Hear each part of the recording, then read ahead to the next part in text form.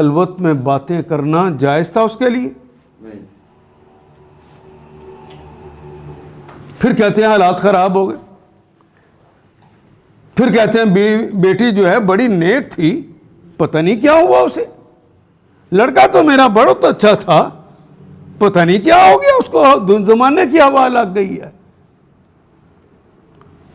अल्लाह की बगावत के जरासीम तुमने दाखिल कर दिए। इस्लाम ने फोश लिटरेचर से मना किया था। बिल्कुल किया। अब फोश लिटरेचर पहले तो जो खरीद के लाता था उसके घर में ही आता था ना। जी।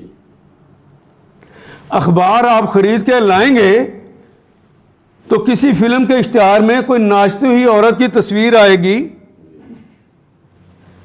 किसी गंदे अखबार वाले ने किसी लड़की की बड़ी ग्लैमर वाली फ़ोटो लगाई होगी, किसी लड़के की कहानी लिखी होगी, तो वही तुम्हें अट्रैक्ट करेगी ना, वो ख़रीद के लाएंगे। तो अब तो मोबाइल अपने पास है, इसको खोलो तो हर तरह की फोश चीज़ें आपको घर में मिल जाएंगी।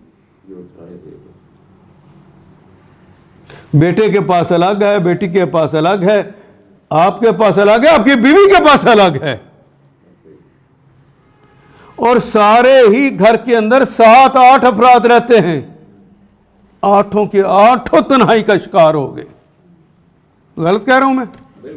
जब आप तन्हाई का शिकार होंगे तो मायूसी और शैतान का गलबा आएगा या नहीं आएगा?